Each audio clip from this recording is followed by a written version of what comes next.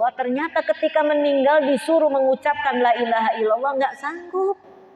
Alqamah ucapkan la ilaha illallah. Nggak tahan. Ketika narik napas sakit luar biasa.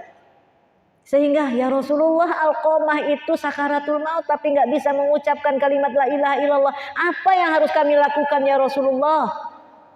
Masih ada nggak ibu bapaknya? Masih ada ya Rasulullah ibunya. Tolong kabarkan kepada ibunya anaknya Alqamah dalam kondisi sakaratul maut. Mohon datang dan ikhlaskan kesalahannya. Ternyata disuruh datang, enggak bisa saya datang. Disuruh ikhlaskan dosanya, enggak bisa saya memaafkannya. Berat rasanya memaafkannya, sakit, saya sudah sakit.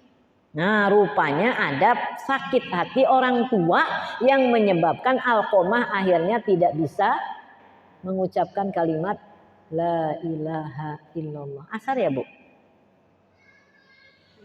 Ya, belum. Oke. Nah, itu Bu. Jadi penghalangnya apa, Bu? Dosa. Ya, Bu. Nah, terakhir, Bu, sebelum kita tutup nih ya majelis kita ini. Ibu-ibu yang dirahmati Allah, setiap kali kita pelatihan penyelenggaraan jenazah selalu kita sampaikan bahwa ada hal-hal yang menyelamatkan kita. Jadi ketika seseorang itu dipakaikan kain kafan, orang kan meninggal ya Bu, dipakaikan kain kafan. Ternyata antara lipatan kain kafan itu ada makhluk yang ikut bersamanya. Ketika dia disolatkan, makhluk itu juga ikut bersamanya. Ketika dia dikuburkan, makhluk itu juga ikut dikuburkan. Ketika malaikat mungkar nakir datang, setelah berapa langkah Bu? 7 langkah katanya ya, 7 langkah peziarah meninggalkan kuburan itu, datanglah malaikat mungkar dan nakir. Maka saya sering sampaikan kalau ada yang meninggal ke keluarga dekatnya, Dek, nak, tolong jangan tinggalkan dulu kuburannya. Kalau orang-orang pergi meninggalkan kuburan, keluarga inti jangan tinggalkan kuburan dulu. Bertahanlah di situ. Kenapa? Karena ini masa-masa kritis, masa-masa butuh doa dari kita. Doakan dia. Doakan orang yang ada di dalam itu karena malaikat mungkar nakir sedang bertanya. Ya Allah, mudahkan dia dalam menjawab pertanyaan malaikat mungkar dan nakir. Malah dalam satu kitab itu kita ada baca mengajarkan kepada ahli kubur tuh.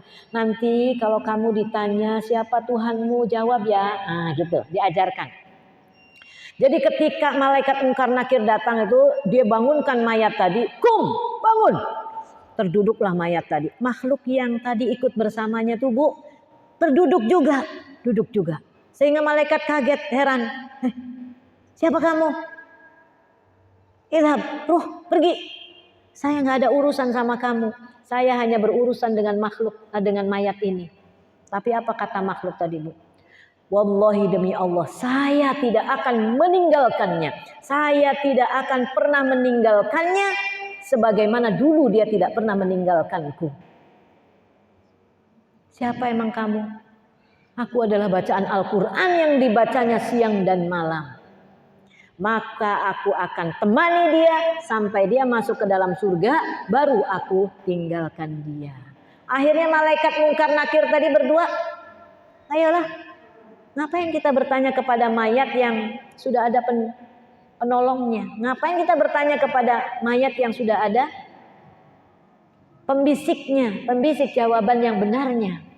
Nah ini Bu, jadi insya Allah mudah-mudahan dengan pelatihan penyelenggaraan jenazah, melihat orang meninggal, ini menambah semangat kita membaca Al-Quran, karena Al-Quran inilah yang akan menolong kita di alam kubur kita. Tidak ditanya oleh malaikat mungkar dan nakir, bebas pertanyaan dari malaikat mungkar dan nakir. Wallahu a'lam bishawab. Banyak maaf Ibu. Akhirul kalam wabillahi taufiq wal hidayah. Assalamualaikum warahmatullahi wabarakatuh.